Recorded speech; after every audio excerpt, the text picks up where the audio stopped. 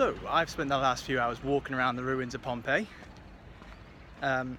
which, as we were taught at school, Vesuvius erupts in 79 AD, covers the entire town with a pyroclastic flow, which then preserves pretty much everything apart from wood.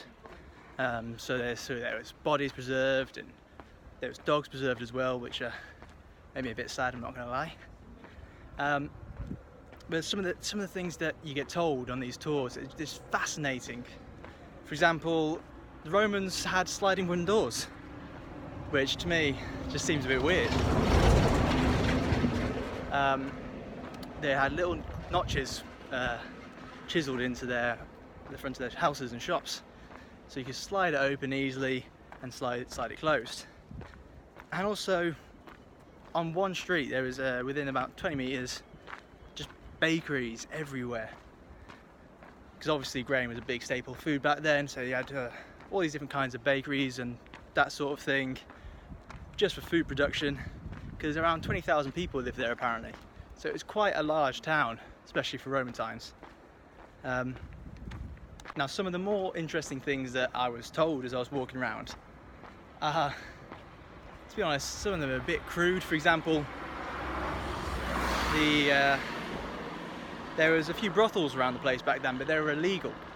So that the way that they would signify that they were a brothel, or a brothel was nearby, they would put phalluses onto the stone road. So there'd be little shapes all around indicating that there was a brothel nearby. And the girls who worked in the brothels, none of them spoke Latin. So that the men that would come in would choose from a menu of images, most of which are very well preserved. So it was definitely very interesting. That wasn't part of the tour. I went there myself just to see what it was all about. As well as that, all these roads that I'm walking down at the moment, you can still see the remains of where the carriages used to go. So there's still the indents there. That's how well these places have been preserved. Funnily enough, they're actually still uncovering more of Pompeii as they're going along. So there's still 40 hectares, I think there is, to uncover. But some of the things that are still preserved here, like the mosaics and the plaster walls, which are just beautiful beyond belief, to be honest. But seeing things like the plaster casts of the victims, it kind of like brings it a whole new level.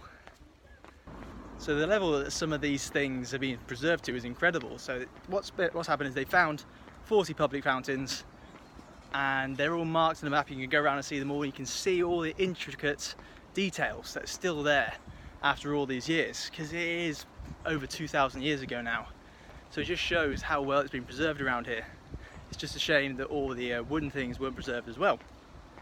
But there's spaces for the public, and then there was the Roman baths, which had the ingenious heating system, so you had the pool, and then on the other side of the wall there was a furnace, and then the furnace would disperse the heat underneath the pool, which would gently warm it up, keeping it nice and warm for any of the customers who want to go in.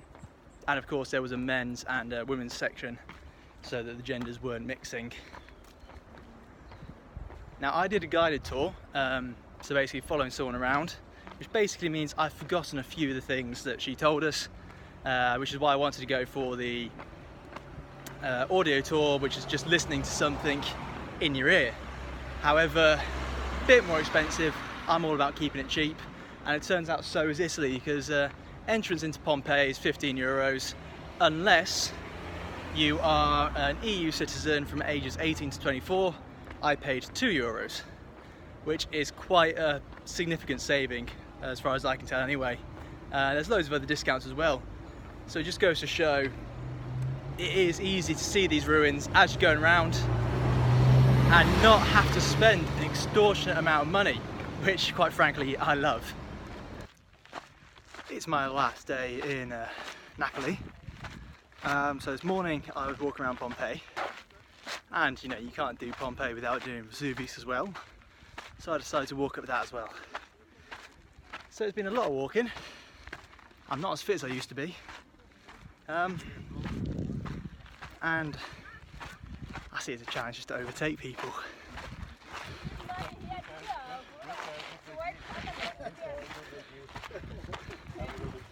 But we are getting quite high up now, so it's not too warm anymore. It's just a nice walk. So all that you can see down there is Napoli, and I'm staying pretty much as far away as you can get from here in that area. Now I don't know if you can see that, but right in the distance there's a big patch of green surrounded by all the cities, and that is actually where the ruins of Pompeii are, right in there, roughly 10 kilometers away from where I am right now. So I'm at the top of Mt Vesuvius. It's a bit of a trek, but the bus does take you most of the way, so I can't really complain too much. Decent view from up here. I mean, we are fairly high up. Yeah, I'm not actually sure what that city over there is. I know Napoli's behind me in that direction, and Sorrento's just around there on the coast. But other than that, I'm pretty lost. It is my last day here in Napoli. So far, I've been very impressed. I was given a few mixed reactions to coming here. Some people said don't bother, some people said it was great. It is a bit chaotic, but I kind of like that. My hostel as well, compared to what I was in Croatia, is much better. The room's a bit worse quality, but the hostel does a free breakfast and we get free dinners every 2 days. It has its own bar, proper communal area. It's just a nice environment to meet people in. Napoli, amazing food as expected, you know, pizza for days. And all in all, I've been very impressed. I would actually quite like to come back someday. So maybe someday when I have a bit more money, stay somewhere a little bit nicer. Also, I quite like the fact that I get discounts to pretty much everywhere. That's nice.